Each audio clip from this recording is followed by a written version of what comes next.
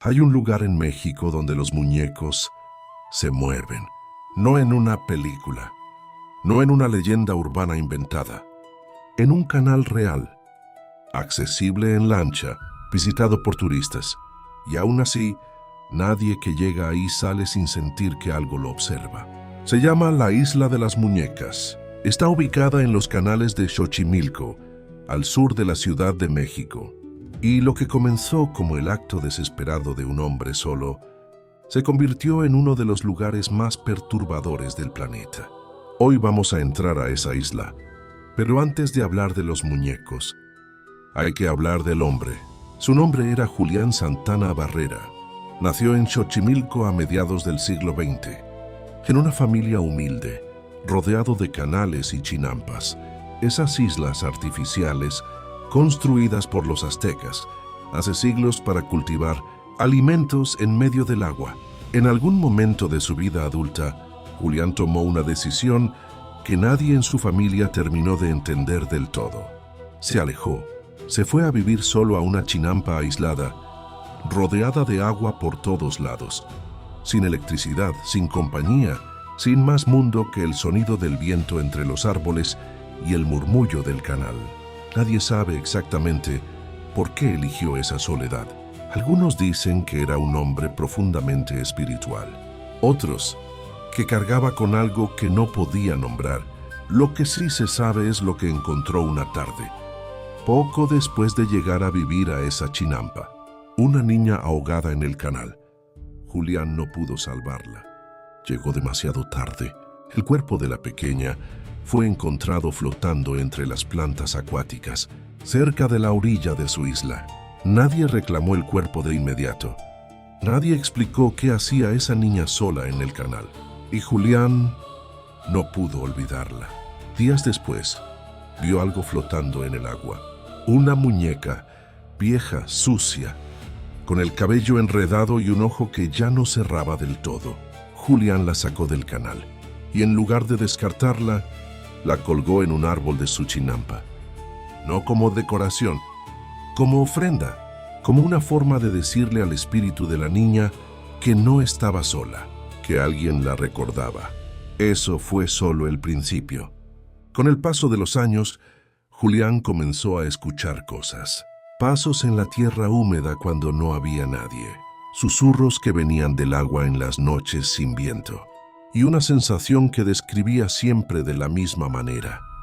La certeza de que la niña seguía ahí, de que su espíritu no había podido irse, de que algo la mantenía atada a ese canal, a esa isla, a ese lugar donde había muerto.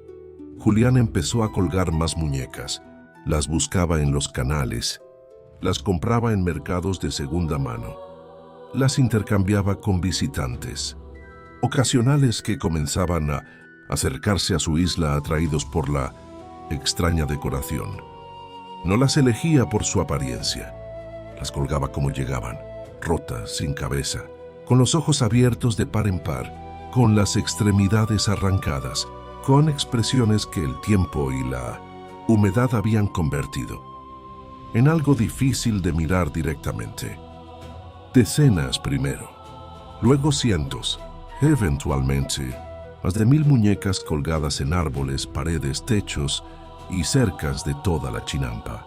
Y Julián decía que cada una tenía un propósito, que cada una protegía un pedazo de la isla, que juntas mantenían al espíritu de la niña en paz.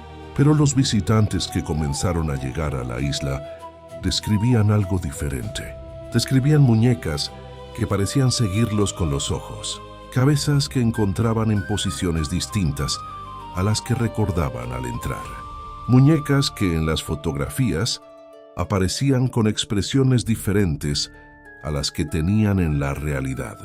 Un fotógrafo que visitó la isla para un reportaje publicó una imagen que generó controversia durante años. Una muñeca fotografiada desde 2 ángulos distintos, con un intervalo de minutos, en la que la posición de la boca parecía haber cambiado. El fotógrafo nunca encontró una explicación satisfactoria.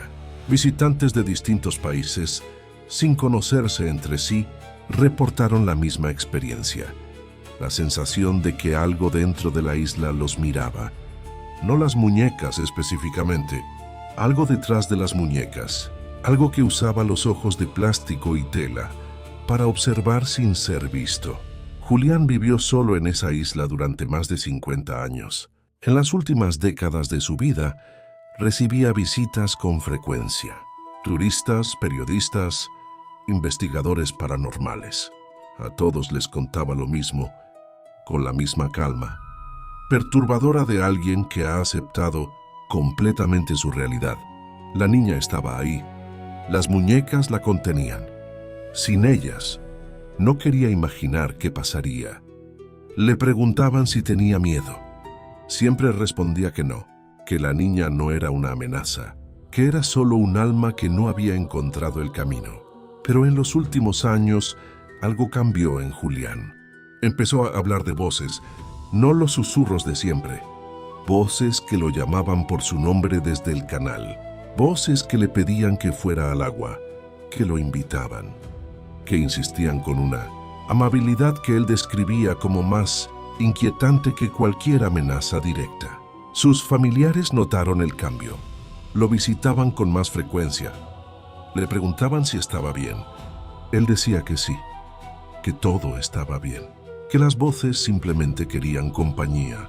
El 17 de abril de 2001, el sobrino de Julián fue a visitarlo a la isla. Lo encontró flotando en el canal, en el mismo punto exacto donde, décadas atrás, Julián había encontrado el cuerpo de la niña. La causa oficial de muerte fue un paro cardíaco seguido de ahogamiento. Tenía 73 años, vivía solo. No había testigos, pero hay algo que los investigadores del caso y los visitantes posteriores no han podido explicar del todo. Julián era un hombre que conocía esos canales mejor que nadie, que había vivido rodeado de agua durante más de 50 años, que sabía exactamente dónde era peligroso acercarse y dónde no. ¿Qué hacía en el agua? ¿Quién lo llamó?